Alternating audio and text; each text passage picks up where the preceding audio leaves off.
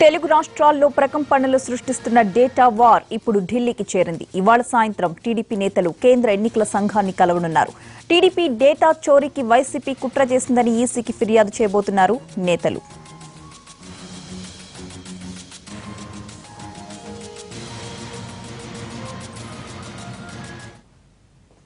పూర్తి అప్డేట్స్ అందించడానికి మా ప్రతినిధి ఢిల్లీ నుంచి ప్రసాద్ సిద్ధంగా ఉన్నారు.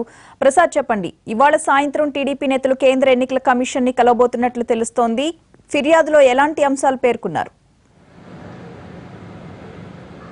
పోటాపోటీగా కేంద్ర ఎన్నికల సంఘాన్ని తెలుగుదేశం పార్టీ ప్రతినిధి బృందం, అదేవిధంగా వైఎస్ఆర్ కాంగ్రెస్ పార్టీ ప్రతినిధి బృందం కూడా కలుస్తున్నారు. ముందుగా 5:30 గంటలకు తెలుగుదేశం పార్టీ ప్రతినిధి బృందం, ఆ తర్వాత 6:30 గంటలకు వైఎస్ఆర్ కాంగ్రెస్ పార్టీ ప్రతినిధి బృందం కలుగుతున్నారు.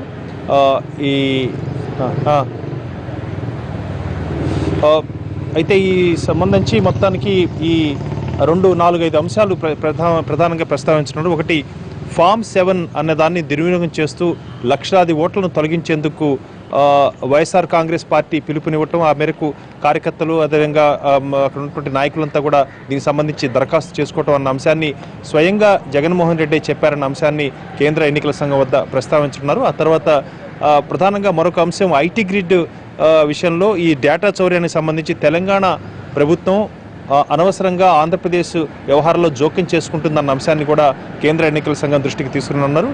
ఇది కాకుండా మూడో అంశం, సాక్షి పత్రిక వైఎస్ఆర్ కాంగ్రెస్ పార్టీకి చెందినటువంటి పత్రిక కాబట్టి ఆ పత్రికలో వచ్చే ఆ పత్రికని ఆధారం చేసుకొని అభ్యర్థులపై అదేవిధంగా ప్రత్యర్థులపై దాడులు చేయటం అన్నది, అదే రకంగా వార్తా కథనాలు ప్రచురించడం అనేది కూడా దృష్టిలో పెట్టుకోవాలి. ఎన్నికల ప్రవర్తన నియమాలు అమల్లోకి వచ్చింది కాబట్టి ఈ సాక్షిలో ప్రచురితమయ్యే అన్ని కథనాలు కూడా పెయిడ్ న్యూస్గానే పరిగణించాలనే అంశాన్ని కూడా కేంద్ర ఎన్నికల సంఘం దృష్టికి తీసుకురానున్నారు. ఇది కాకుండా మొత్తానికి ఈ 3 అంశాలు ప్రధానంగా కేంద్ర ఎన్నికల సంఘాన్ని ప్రస్తావించడంతో పాటు స్వేచ్ఛాయుత వాతావరణంలో ఓటర్స్ను తమ ఓటు హక్కును వినియోగించుకునేందుకు అనేకమైనటువంటి చర్యలు తీసుకోవాలన్న అంశాన్ని కూడా కేంద్ర ఎన్నికల సంఘం దృష్టికి తీసుకున్నారు తెలుగుదేశం పార్టీ బృందం. ఇకపోతే 6:30 గంటలకు వైఎస్ఆర్ కాంగ్రెస్ పార్టీ ప్రతినిధులను కూడా కలవనున్నారు. గతంలో ఇచ్చినటువంటి ఈ ఒక మెమరాండాన్ని దృష్టిలో పెట్టుకొని వాటన్నిటి కూడా చర్యలు తీసుకోవటం ఎక్కడా కూడా జరగలేదు. కేవలం ఏదో 2 పార్టీల మధ్య ఉన్నటువంటి ఒక వ్యవహారం కాకుండా ఇది సీరియస్గా ఆంధ్రప్రదేశ్ ప్రజల యొక్క హక్కులను కాలరాచే విధంగా ఉన్నటువంటి ఈ బోగస్ ఓట్ల యొక్క తొలగింపు వ్యవహారాన్ని సీరియస్గా తీసుకొని దీన్ని పరిగణలోకి తీసుకొని వెంటనే చర్యలు తీసుకోవాలి, చర్యలకు ఉపక్రమించాలని చెప్పి కేంద్ర ఎన్నికల సంఘాన్ని కోరున్నారు.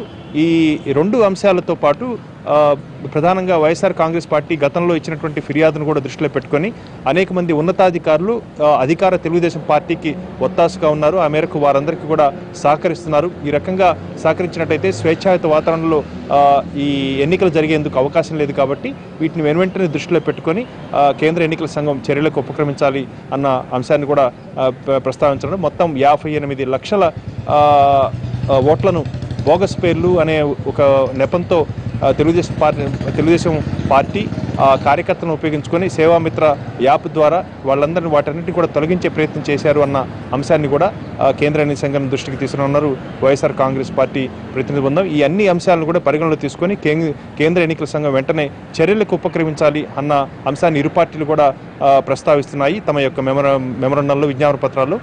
కేంద్ర ఎన్నికల సంఘం దీనికి సంబంధించి ఇప్పటికే చర్యలు తీసుకున్నామని చెప్పినప్పటికీ కూడా దీనికి సంబంధించి మరింతగా కఠినమైన చర్యలు తీసుకుంటేనే ఓటర్లకు ఒక నమ్మకం కలుగుతుంది, ప్రజాస్వామ్య ప్రక్రియపై ఒక విశ్వాసం కలుగుతుంది అన్న అంశాన్ని కూడా కేంద్ర ఎన్నికల సంఘం దృష్టికి తీసుకురానున్నారు.